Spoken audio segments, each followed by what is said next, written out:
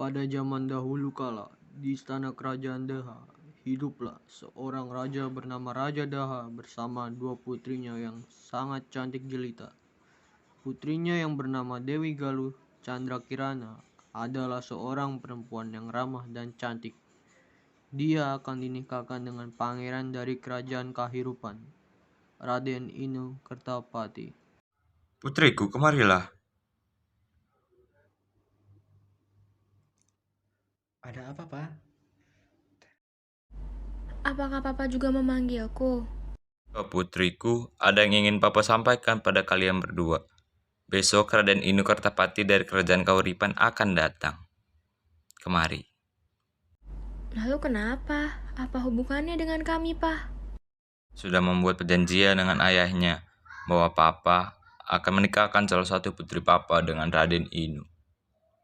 Siapa di antara kami yang akan dinikahkan dengan Raden Inu, Papa?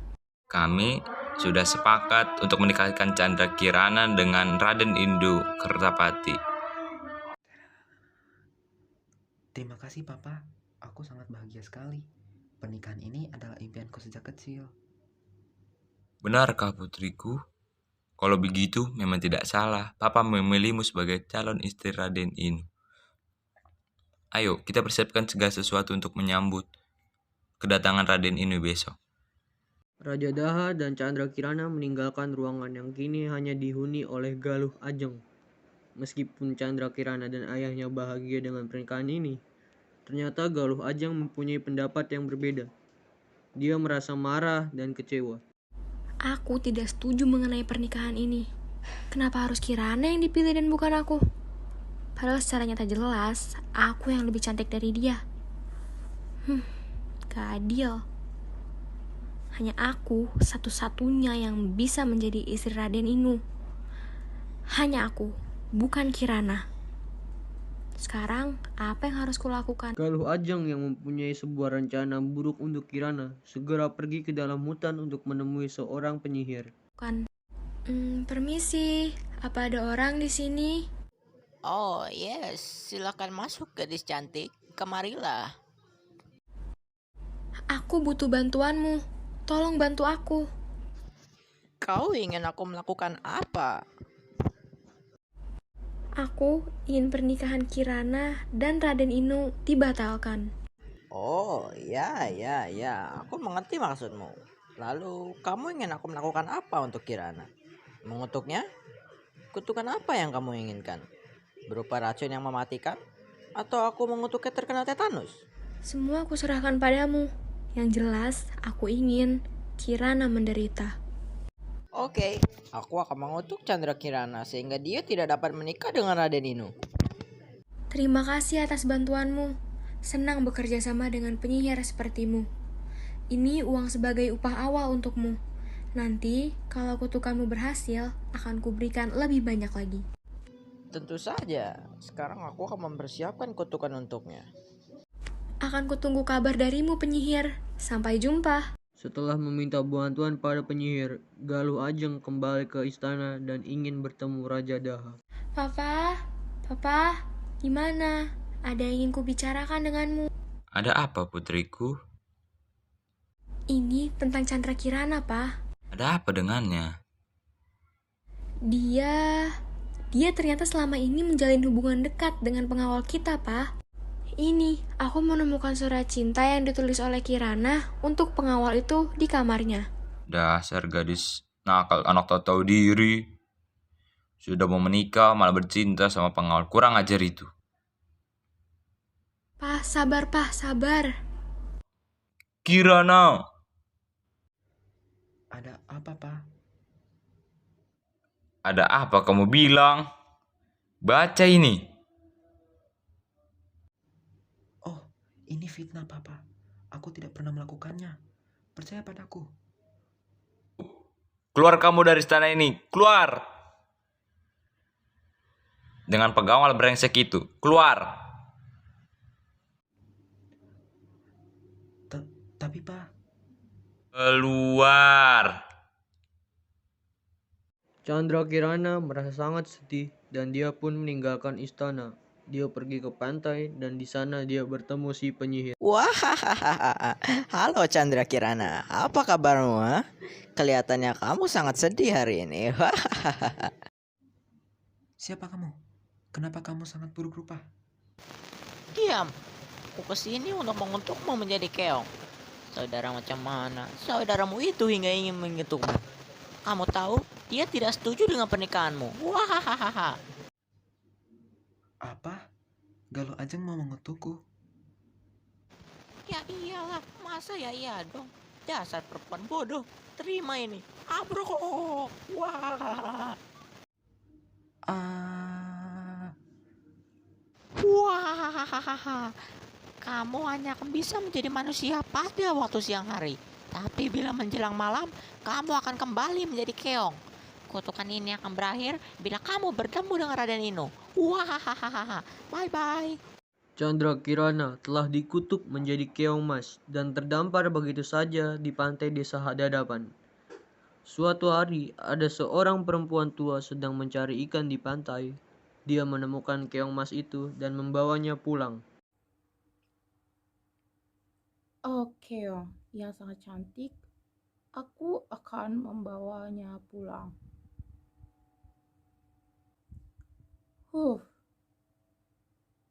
Sampai jam segini, aku belum juga mendapatkan ikan. Aku harus mencari ikan lagi. Kalau tidak mendapatkan ikan, aku mau makan apa? loh, kenapa aku bisa di sini? Oh iya, tadi kan ada seorang nenek yang membawaku. Kasihan sekali nenek itu. Untuk makan saja, dia harus mencari ikan terlebih dahulu. Aku akan belikan makanan untuknya.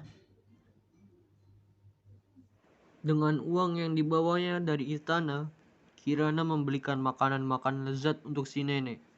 Makanan itu ditatanya rapi di atas meja. Ketika hari mulai menjelang malam, dan si nenek belum juga pulang, Kirana harus kembali menjadi keong. Ah, Tidak lama kemudian, nenek pulang ke pondok sambil marah-marah. Sialan, hari ini ikan-ikan pada kemana sih? Gara-gara dia, aku tidak dapat makanan deh. Mau makan apa hari ini? Wow, dari mana makanan ini datang? Kelihatannya sangat lezat sekali. Siapa yang berbaik hati memberikannya untukku? Ya sudahlah. Yang penting sekarang aku makan dulu. Keesokan harinya, Kirana kembali menyediakan makanan untuk sang nenek, tapi dia tidak tahu kalau hari ini nenek akan pulang lebih cepat dari biasanya, karena lagi-lagi tidak memperoleh ikan. mumpung nenek belum pulang, lebih baik aku segera menyiapkan makanan untuknya.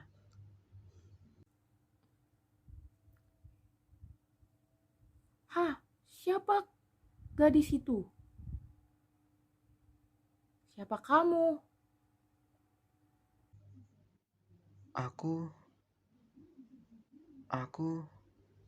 Aku Chandra Kirana. Apa? Chandra Kirana. Yang benar. Iya, aku Chandra Kirana, putri Raja Daha. Apa? Kamu adalah keong mas itu? Bagaimana bisa? Andalah yang membawaku ke sini. Aku adalah keong mas yang Anda ketemukan kemarin, Nek. Aku dikutuk, Nek, oleh seorang penyihir. Kutukan itu atas keinginan saudaraku sendiri yang cemburu padaku. Kasihan sekali dirimu, nak. Nenek tidak tahu saudara macam apa saudaramu itu hingga tega ingin mengutukmu. Tapi namanya manusia, kalau sudah cemburu, apapun dia lakukan. Cemburu memang membingungkan, juga dapat membuat orang menderita. Ya sudahlah, sementara kamu boleh tinggal di sini, nak. Sementara pada saat itu, di kerajaan Kehirupan, Raden Inu yang mendengar kabar tentang Chandra Kirana merasa tidak percaya mendengarnya, dan dia mencoba mencari kebenarannya untuk membela Chandra Kirana. Tidak mungkin Chandra Kirana melakukan semua ini. Pasti ada seseorang yang memfitnahnya. Aku harus mencari tahu siapa orang itu. Di tengah perjalanan, Raden Inu bertemu dengan penyihir. Wah, gue dapat uang banyak hari ini. Untung saja gue berhasil menuruti permintaan Galuh Ajeng untuk mengutuk Chandra Kirana dan membuatnya batal menikah dengan Raden Inu. Kasihan sekali pengawal yang ikut difitnah oleh Galuh Ajeng itu. Dia harus rela diusir dari istana karena dituduh bercinta dengan Chandra Kirana. Wah, Apa? Apa kamu bilang? Benarkah apa yang kamu bilang itu? lu siapa ikut-ikut campur? Aku Raden Inu yang kamu maksud tadi. Jadi sebenarnya ini semua ulah Galuh Ajeng.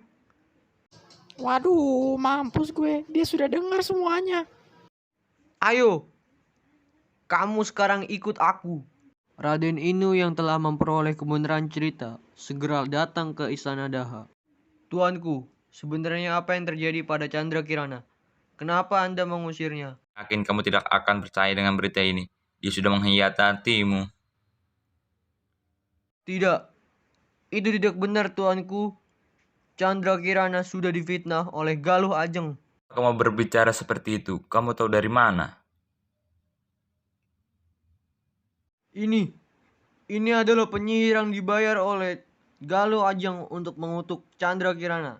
Dan dari penyihir inilah saya tahu bahwa Galuh Ajeng juga yang memfitnah Chandra Kirana. Ayo ngaku. Iya, itu benar tuanku. Lu Ajeng. Iya papa, ada apa? Kok sampai teriak-teriak gitu? Ajeng kan belum budak. Loh, kamu? Apa kaget? Dia temanmu kan?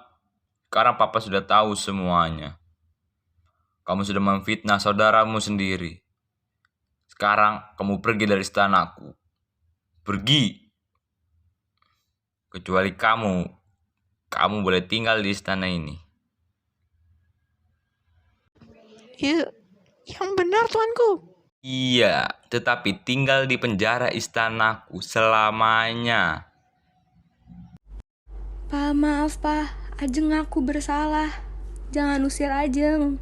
Keluar dari sini, jangan pernah tunjukkan wajahmu itu di wilayah kerajaanku. Raden Inu, tolong bawa mereka berdua. Baiklah tuanku. Setelah itu, Raden Inu mengembara mencari Chandra Kirana. Hingga akhirnya dia tiba di suatu desa dan dia menemukan sebuah pondok. Di sana ada pondok. Mungkin aku bisa numpang istirahat di sana untuk sementara waktu dan setidaknya aku mendapatkan seteguk air. Aku merasa lelah sekali setelah berjalan sejauh ini. Permisi. Iya, sebentar. Loh, kamu Chandra Kirana. Itu tidak penting. Yang jelas aku gembira karena sudah menemukanmu. Berhari-hari aku mencarimu. Ayo pulang. Kebenaran sudah terungkap. Ayahmu sudah menunggu. Dia tidak sabar ingin bertemu denganmu. Terima kasih banyak karena kamu sudah menyelamatkanku. Siapa Kirana? Oh, Nenek.